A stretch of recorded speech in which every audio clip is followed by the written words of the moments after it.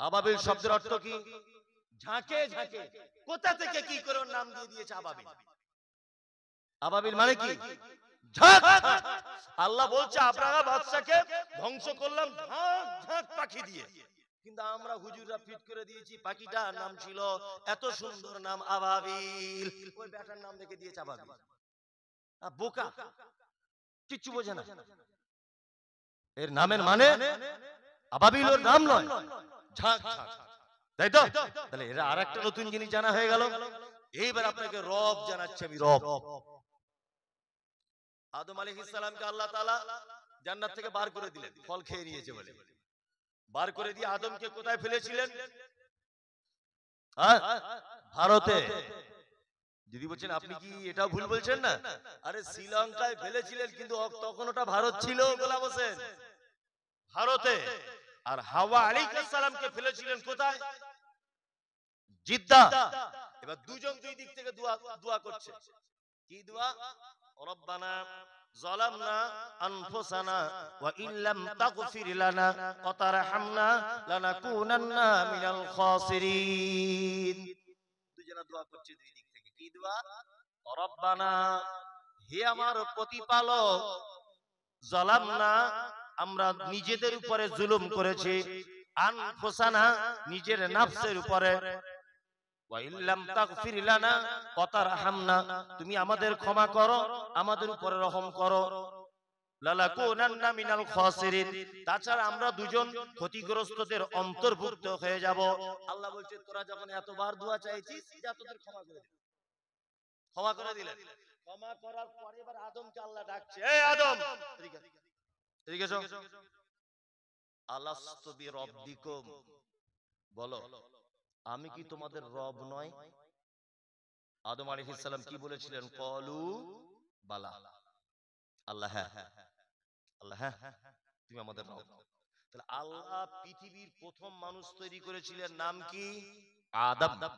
আর ওই নবীটার কাছ থেকে বা ওই মানুষটার কাছ থেকে নিজের নামের পরিচয় নিয়েছেন প্রথম কি দিয়ে? আল্লাহ দিয়ে না রব দিয়ে? রব, তাই তো?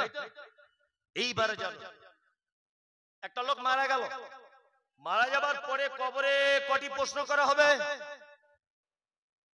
তিনটি। প্রথম প্রশ্ন কি? মান রব্বুকা। আপনারা সবই জানেন তো, তাহলে মান রব্বুকা। কই ওখানে বলা হচ্ছে না বলো তোমার আল্লাহকে? কি বলা হয়? মান রব্বুকা, তোমার রবকে বলো। তার মানে পৃথিবীর প্রথম শুরুতে আল্লাহ নিজের পরিচয় নিয়েছেন রব দিয়ে, তাই তো? এইবারে কবরে আল্লাহ নিজের নাম জানতে চাইছেন, কি নাম? রব। তোমার রবকে বলো। এইবারে বলছি, জন্ম থেকে মৃত্যু পর্যন্তের মাঝখানে একটা মিডিয়া আছে আল্লাহর সঙ্গে যোগাযোগ করার, সেই ইবাদতটার নাম কি? নামাজ, সালাত, তাই তো? নামাজ, তাই তো? এই নামাজের মাধ্যমে আল্লাহর সঙ্গে বান্দার যোগাযোগ হয়, হয় কি হয় না? হয়। কোন টাইমটা হয় নামাজের সেটা বলে দিই। ওয়াসজুদ ওয়াকতারিব, বান্দা যখন সিজদায় লুটিয়ে পড়ে আল্লাহ তখন একেবারে নিকটে চলে আসে। সুবহানাল্লাহ, কতটা নিকটে? মুহাদ্দিসিনগণ ব্যাখ্যা করতে গিয়ে বলছেন যে এই কানের লতি আর এই কান, এই যতটা দূরত্ব, এর থেকেও নিকটে চলে আসে আল্লাহ বান্দা যখন সিজদায় লুটিয়ে পড়ে। কি বুঝে, বুঝতে পারছেন? এবারে এটা হচ্ছে মিডিয়া আল্লাহর সাথে বলা, তাই তো? তাহলে মিডিয়াতে একবার চেক করে দেখি রব নাম আছে কিনা। আমার দিকে বেরোন, আমি এখন 2 রাকাত নামাজ পড়ছি, ধরে নেন। আল্লাহু আকবার, শুরু হয়ে গেল। আলহামদুলিল্লাহি রাব্বিল আলামিন। সূরা ফাতিহার প্রথমে কি আছে? রাব্বিল, রব, তাই না? চলুন সূরা শেষ, আল্লাহু আকবার। রুকুতে চলে গেলেন। রুকুতে যাওয়ার পরে একটা দোয়া বলতে হয়, সুবহানা রাব্বিয়াল আযীম। মানে এইখানেও রাব্বিয়াল মানে রব। আপনি রুকু থেকে উঠলেন, ওটার পরে একটা দোয়া বলতে হয় কি? রব্বানা লাকাল হাম। এইখানেও দেখুন রব, আপনি রুকু থেকে চলে গেলেন সেজদাতে, ওইখানে একটা দোয়া বলতে হয় সুবহানা রাব্বিয়াল আলা। এইখানেও দেখুন রব, তার মানে মিডিয়াতে আল্লাহকে যত ডেকেছি কোন নামে ডেকেছি? জোরে বলুন, রব। এবার আরেকটা মজার কথা বলি, নামাজ শেষ হয়ে গেল, একা একা দোয়া করবেন আপনি, একা একা মাঝে মধ্যে করবেন। পবিত্র আল কোরআনে আল্লাহ বান্দাকে যত দোয়া শিখিয়েছেন প্রত্যেক দোয়াতে শব্দগুলো ব্যবহার করেছে। দেখুন, রব্বানা আতিনা ফিদ দুনিয়া, রব্বানা যালামনা আনফুসানা, রব্বানা লা তুআখিযনা, রব্বানা লা তুযিগ কুলুবানা, রব্বানা হাব লানা রব্বি হাবলি মিনাস সালিহিন। সব জায়গাতে আল্লাহ বান্দাকে যখন দোয়া করতে শিখিয়েছে, আল্লাহকে ডাকার কথা আল্লাহ নিজে বলেছে, আমাকে ডাকো রব্বানা, হে আমার রব। আল্লাহকে কি বলে ডাকতে বলছে আল্লাহ? রব। তার মানে আগে বলেছি মিষ্টির দোকানে যত ভিটামিন, সব ভিটামিন কিসের ভিতরে? দুধের ভিতরে। মানে আল্লাহকে আল্লাহ বলে ডাকুন, রহমান বলে ডাকুন, রাকিম বলে ডাকুন, সব কিছুতে ডাকুন, কিন্তু রব বলে ডাকলেই তার সমস্ত ডাকা পরিপূর্ণ হয়ে যায়। কি বলছি বুঝতে পারছেন? এইবার আমি একটা কথা আপনাদেরকে মজার আরো শোনাবো, আল্লাহকে ডাকবো কেমন করে। যে কোনো জায়গায় যেভাবে পদ্ধতিতে ডাকলে কাজ হবে, হবে। আচ্ছা, এবার আপনার আমার দিকে ফিরুন, একটা মজার কথা বলি। অনেকজন আমাদের দোয়া করে, দোয়া কবুল হয় না। অনেক মানুষ বিরক্ত হয়ে বলে, হুজুর 10 বছর ধরে দোয়া করছি তাও একটা আল্লাহ বেটা দেয় না, ওই জন্য নামাজ কালাম সব ছেড়ে দিয়েছি। তো তোমার দোয়া কবুল হবে কি করে? চাওয়ার পদ্ধতি জানতে হবে, তাই না? আল্লাহ পবিত্র আল কোরআনের ভিতরে বলেছেন, ওয়ালিল্লাহিল আসমাউল হুসনা ফাদউ বিহা। আল্লাহকে ওদিকে চিল্লাচ্ছে কারা? চিল্লাবেন না কেউ রাস্তাঘাটে, আমাদেরকে ফিরুন। আল্লাহ বলছেন, আমার সুন্দর সুন্দর নাম আছে, এই নামগুলো দিয়ে তোমরা আমাকে ডাকো। এই মাইকটা এখন হঠাৎ করে খারাপ, হঠাৎ। একজন এমবিবিএস ডাক্তার আছে এই গ্রামে, যার বাড়িতে আমি ছিলাম। আচ্ছা, ওকে যদি আমি ডাকি যে ডাক্তার আপনি এখানে আসুন তো, মাইক খারাপ। আচ্ছা বলুন তো, ও মাইকের কোনো উপকার করতে পারবে? একটা মাস্টারে যদি ডাকি পারবে? পারবে না। ও কারোর পাতলা পায়খানা হলে ডাক্তার কাজ করতে পারবে, মাইকের কি বুঝবে? বুঝবে? এমন একটা ছেলে এখানে ছেঁড়া প্যান্ট পরে ছেঁড়া জামা পরে দাঁড়িয়েছিল, মাইকের ভালো মিস্ত্রি। আচ্ছা, ওকে যদি আমি ডাকি তাহলে কাজ হবে কি হবে না? হবে। তার মানে বুঝতে পারা যাচ্ছে যে পজিশনে যার দরকার তাকে ডাকা লাগবে, তাই না? ব্যবসা করছেন, ব্যবসায় পুরো লস, সংসার চালানোর টাকা পয়সা নেই, তাই না? খুব টেনশন করছেন, নি আপনি শুধু দোয়া করছেন। কি দোয়া করছেন? আল্লাহ টাকা দাও, আল্লাহ টাকা দাও, ব্যবসায় বরকত দাও, আল্লাহ টাকা দাও, ব্যবসায় বরকত দাও। এই দোয়া কবুল হবে।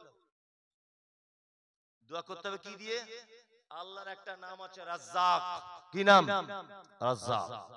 টাকা পয়সার অভাব, রুজির অভাব, সংসার অভাব অনটন, তখন হাত তুলে দিয়ে বলতে হবে, ইয়া রাজ্জাক, হে রুজির মালিক, তুমি আমাকে রুজি দাও। আল্লাহ কোরআনে বলছেন, ওয়ালিল্লাহিল আসমাউল হুসনা ফাদউ বিহা। তোমরা যখন আমাকে ডাকবে, আমার গুণবাচক নামগুলো ঠিক যে জায়গায় যেটা প্রয়োজন হবে সেই নামে তোমরা আমাকে ডাকো। পাপ করে ফেলেছেন অনেক জীবনে, অনেক বড় বড় পাপ, আপনি শুধু বলছেন আল্লাহ আমাকে ক্ষমা করে দাও, আল্লাহ আমাকে ক্ষমা করে দাও, আল্লাহ আমাকে ক্ষমা করে দাও। এই বলে যত দ্রুত গতিতে ক্ষমা পাবেন, তার থেকে বেশি দ্রুত গতিতে ক্ষমা পাবেন। ইয়া গফফার, হে ক্ষমাশীল, তুমি আমাকে ক্ষমা করে দাও। কি বলছি বুঝতে পারছেন? তার মানে যে পজিশনে যে নামে ডাকা উচিত, আমাদেরকে সেই নামে আল্লাহকে ডাকতে হবে। আমরা ওই নামে ডাকি, জানি না, ও কিছু বুঝেই না, কিছু বুঝেই না। আস্তাগফিরুল্লাহ। মুসলিম মুসলিম অথচ কিছু বুঝে না, দুঃখ লাগে, খুব বড় দুঃখ লাগে। এবার আপনাদেরকে আর একটা মজার কথা বলছি। এতক্ষণ পর্যন্ত তাহলে আল্লাহর অনেক নাম সম্পর্কে জানলেন, কিভাবে ডাকতে হবে জানলেন, জানলেন কি জানলেন না? জানলেন। এইবার আমি আর একটা জিনিস আপনাদেরকে জানাবো যে আল্লাহর গুণ কি। আল্লাহর গুণ কি? এক, পবিত্র আল কোরআনে আল্লাহ তাআলা বলছেন কুল হুয়াল্লাহু আহাদ। নবী আপনি বলুন আল্লাহ এক। কে কে বলছে আল্লাহ এক? আল্লাহ এক তো এক, আল্লাহ এক। এখানেও ঠিক হয়নি। যদি বলছেন এখানেও ঠিক হয়নি, না এই কথাতে আমি একমত নাই। যদি বলছেন তাহলে আপনার কাছে কোনোটাই ঠিক হচ্ছে না, কোনোটাই ঠিক হবে কি করে? আমি তো আবার সঠিকটা বলে দেবো। কি বলছি বুঝতে পারছেন না? আরবি একটু আধটু বোঝেন, যেমন আছে বাংলাতে 1 2 3 4 5 6 7 8 9 10, এটা বাংলা আমরা বুঝি। 1 2 3 4 5 6 7 8 9 10, এগুলো আমরা জানি, জানি না? জানি। ঠিক আরবিতে তেমন আছে না নেই? আরবিতে এককে কি বলে? ওয়াহিদ। আরবিতে কি বলে? আরবিতে এককে ওয়াহিদ। ওয়াহিদ মানে এক। তাহলে আল্লাহ ব্যবহার করছে কুল হুয়াল্লাহু ওয়াহিদ না আহাদ? হ্যাঁ, আহাদ। ওয়াহিদ মানে এক। আপনারাই তো বললেন। আল্লাহ কি শব্দ ব্যবহার করছে কুল হুয়াল্লাহু ওয়াহিদ না আহাদ? আহাদ। তাহলে আহাদ আর ওয়াহিদ এই দুটো আলাদা না এক? নিশ্চয়ই আসমান জমিন ডিফারেন্স। আল্লাহ এক এই কথা যদি বলতেন তাহলে কুল হুয়াল্লাহু ওয়াহিদ হতো, আহাদ হতো না। একটা কথা বলছি শুনুন, এক কিন্তু সব সময় এক থাকে না। এক থাকে? আপনাকে এসব বক্তব্য কে দেবে? এক, আমি এখানে এক লিখলাম, এক বাংলাতে এক, এর পাশে একটা শূন্য দিলাম, হলো কত? 10। আচ্ছা, যখন 10 বলছেন তখন আর এক উচ্চারণটা আসছে? একের কোন অস্তিত্ব থাকছে? থাকছে না। এক লিখলাম, তার পাশে 3, কত হলো? 13। এই 13 বলার সময়তে একের কোন অস্তিত্ব থাকছে? থাকছে না। তার মানে বোঝা যাচ্ছে এক সব সময়তে এককভাবে টিকে থাকতে পারে না, অপরের মুখাপেক্ষী হয়ে ওকে আবার সংখ্যা বাড়াতে হয়। কি বুঝতে পারছেন? আল্লাহ শব্দ ব্যবহার করেছেন, কত লজিক কোরআনের ভিতরে। আল্লাহ বলেছেন কুল হুয়াল্লাহু আহাদ। নবী আপনি বলুন আল্লাহ একক। এখানে মানে করতে হবে এক নয়, একক। একক মানে যার আর কোনোদিন দ্বিতীয় হওয়া সম্ভব না থাকে। তাহলে আল্লাহ এক বলে মানে করব না, কি করব? আল্লাহ একক। একক মানে আর জীবনে কোনোদিন দ্বিতীয় বা তৃতীয় হওয়া সম্ভব না নাই। কিন্তু এক হলে টলমল হতে পারে পারে। আর একটা কথা বলে দিই, তারপরের আয়াত আল্লাহুস সামাদ, আল্লাহ বেনিয়াস, কারো মুখাপেক্ষী।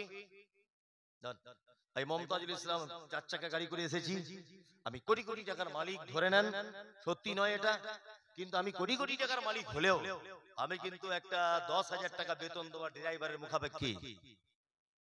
হ্যাঁ, আমি যত দামি বক্তাই হয়ে মাইক ম্যান যদি মাইক না চালাতো আমার বক্তব্যের কেরামতি থাকতো না। তার মানে আমার এই মুহূর্তে মাইক ওয়ালার প্রতি আমি নির্ভরশীল, আমি এর মুখাপেক্ষী, তাই না?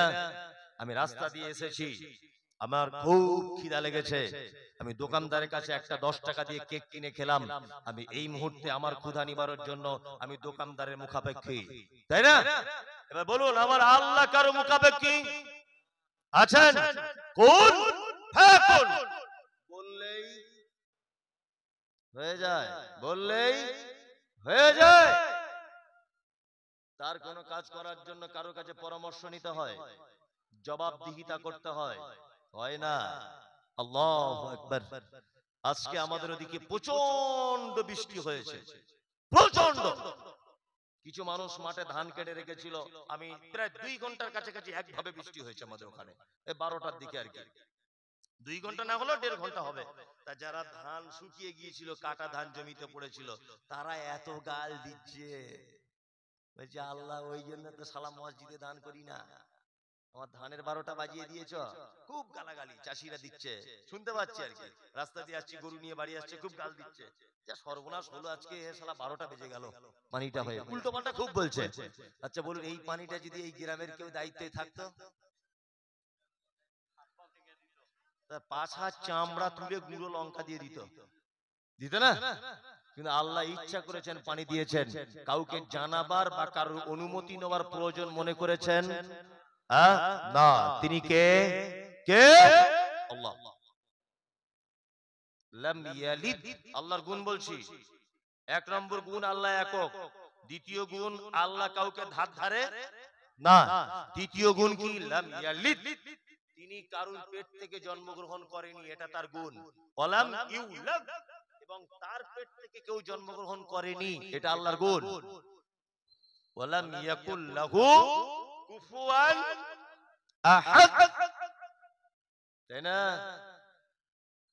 তার মানে আল্লাহর সমকক্ষ, আল্লাহর যে ক্ষমতা আছে, এই ক্ষমতা কারো নেই। এর একক ক্ষমতার মালিক কে? আল্লাহ। তবে কিছু মুসলমানদের ঈমান পচে গেছে, পচে না গেলেও মোটামুটি পোকা লেগেছে কিছু মুসলিমদের। রুজির মালিক কে? আল্লাহ। দোকান করেছেন, বেচা বিক্রি কম, তা চাইবেন কার কাছে? কেন একটা হালকা তাবিজ ঝুলিয়ে নিলে হয় না? ঝুলানো আছে, আছে না? আছে, ভালো বুদ্ধি তো আপনার। হ্যাঁ, কালকে একটা ঝোলাবেন নতুন করে। আল্লাহ, কি আশ্চর্য ব্যাপার! মানে হুজুররা যে আমাদের কিভাবে ধোঁকা দিচ্ছে, আল্লাহ ছাড়া কেউ জানে না, পাবলিক তো বুঝতে পারছে না। আর হুজুর দেখছি একটু একটু ভুল অজু করলে ক্ষমা হয়ে যাবে, পাবলিক তো নামাজ টামাজ পড়ে না। আমি তওবা করতে জানি, ও তো তওবা জানে না। হুজুর যত 2 নম্বরিতে লিপ্ত, কি বলছি বুঝতে পারছেন? আমার মাদ্রাসা আছে, 200 ছেলে কোরআনের হাফেজ হচ্ছে আলহামদুলিল্লাহ, 200 প্লাস আজকের ডেট পর্যন্ত, আপনারা সোশ্যাল মিডিয়া দেখেন। তা 200 প্লাস 11 জন হাফেজ আছে, 11 জন শুধু হাফেজ শিক্ষক আছে, বাকি মাওলানারা আছে। তা আমার মাদ্রাসার যে প্রধান শিক্ষক, তার নাম হাফেজ আব্দুল্লাহ, গুজরাট থেকে পড়ে আসা হাফেজ, মানে চাবুক হাফেজ। হাফেজ কাকে বলে? আমি ওকে জিজ্ঞাসা করছি, আব্দুল্লাহ, আমাকে খুব ভয় করে, সম্মানও করে আমাকে। আমি বলছি, আব্দুল্লাহ বলো তো, কোরআন যত স্পিডই পড়ুক একটা হাফেজ খতম করতে কতক্ষণ টাইম লাগতে পারে?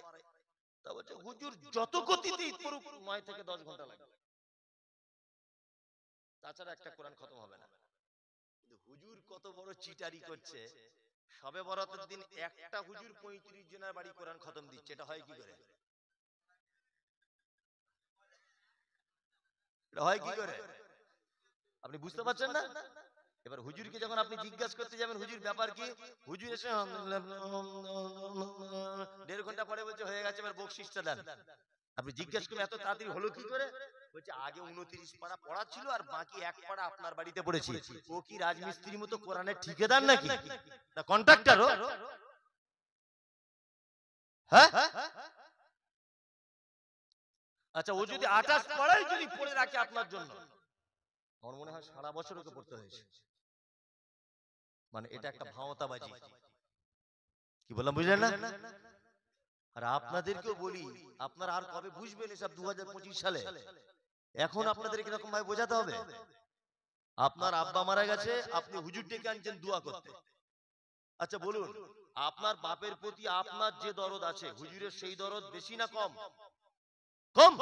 আরে হুজুর তো ভালো মুরগির রান খেতে এসেছে, আর পয়সা নিতে এসেছে, ও আপনার বাপের দরদটা বুঝবে কি করে? বুঝবে? বুঝবে না। তা আপনি ওকে ডেকে না এনে আপনি নিজে নিজে দোয়াটা করুন আপনার বাপের জন্য। হুজুর আমি তো দোয়া জানি না, আমি কি করবো তাহলে? আর হাতটা তুলে এতটুকু বলো যে আল্লাহ আমার আব্বাকে তুমি একটু ক্ষমা করে দাও, এইটা বলা যাবে না? এইটা বলতে পারবেন না আপনি? কবে এগুলো শিখবেন?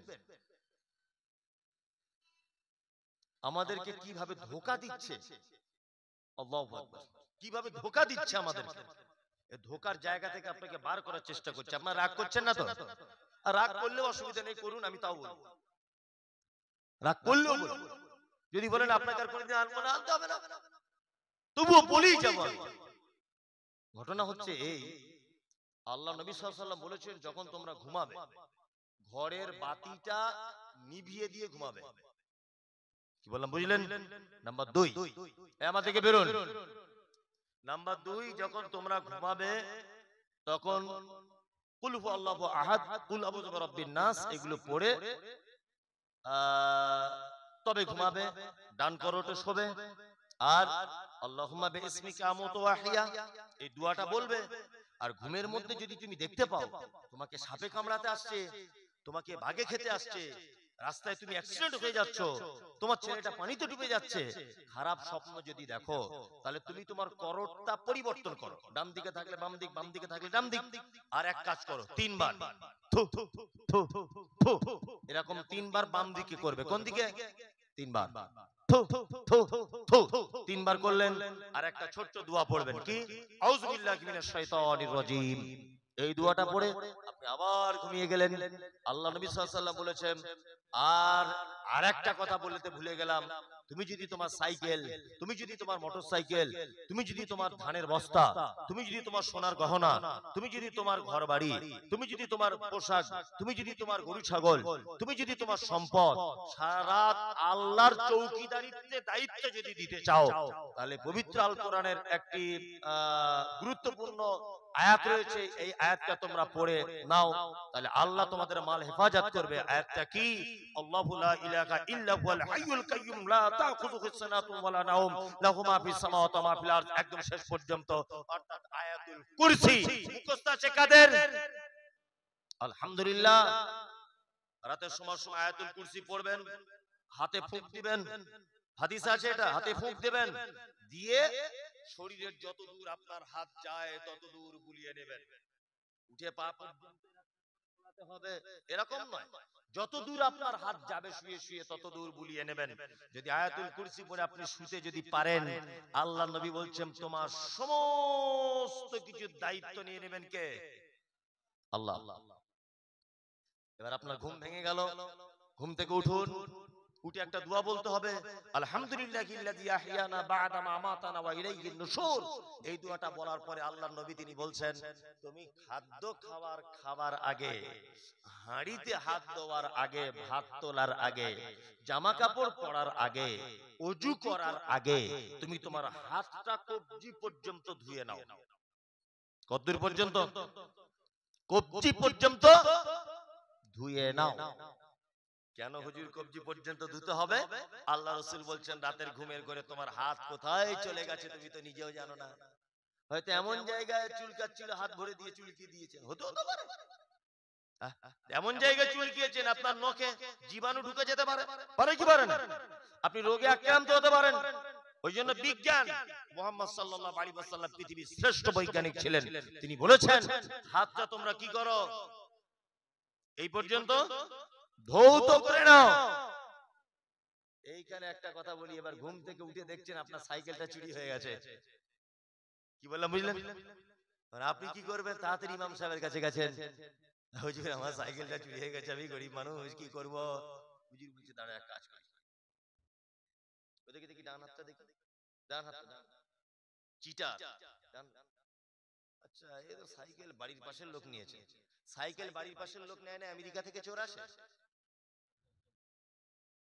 সাইকেল চুরি করতে আমেরিকা থেকে চোর আসে, বাড়ির পাশের চোরই কেউ নেই। হাত দেখে বলছে, এই যে দাগটা ডান দিকে চলে যাচ্ছে না, হালকা একটু বেঁকা, তার মানে আপনজন কেউ হতে পারে। তাই বলছি হারামখোর নামটা বলে দেখ, তোর পাছার চামড়া কেমন করে তোলে লোক। শুধু বলবে নাম বলা যাবে না, বললে অসুবিধা আছে। তুই বলেই দেখ না, অসুবিধা আমরা বুঝবো, তুই বলেই দেখ। আর এক চিটা কি বলছি বুঝতে পারছেন? চলো, হুজুর বলছি 150 টাকা দেবো, 150 টাকা নেবো আমি, তাবিজ দিয়ে দেবো, 3 দিনের মধ্যে সাইকেল বাড়ি চলে আসবে। বলছি হুজুর তাবিজ কি করবো? বলছে মেইন গেটের সামনে তুমি টাঙিয়ে রাখবে। রোড 150 টাকা দিয়েছে, গরিব মানুষ দেখছে 1200 টাকা সাইকেল ফেরত পারো, আর ইমাম সাহেব দেখছে বেতন কম, কি করে চলবে, যাক 150 টাকা তো হলো, নিয়ে ও মেরে নিয়েছে 150 টাকা, তাবিজ দিয়ে ঝুলিয়ে রেখেছে, 3 দিন অপেক্ষা করছে, হাই হোসেন হাই হোসেন কবে আমার সাইকেল আসবে। 3 দিন পরে হুজুরকে গিয়ে বলছে, হুজুর সাইকেল তো এলো না। হুজুর তখন হাত দেখে আবার বলছে, কই দেখি, শালা গন্ডগোল হয়ে গেছে। বলছে কেন? বলছে চোর এত বড় বদমাইশ, চাকাটা আলাদা দোকানে বিক্রি করেছে, মার্কাট আলাদা দোকানে, সিট আলাদা দোকানে, আর চেন আলাদা দোকানে, ওই জন্য আসতে পারছে না। আচ্ছা সাইকেল কেউ কোনোদিন এরকম করে বিক্রি করে? করে? মানে এটা চিটারদের তীক্ষ্ণ বুদ্ধির একটা লক্ষণ। কি বললাম বুঝলেন? তাহলে 150 টাকা গেল, সাইকেল গেল, আর তাবিজ নামক এক অপরাধ সে করলো। ইমাম সাহেব যদি এটা বলে দিত,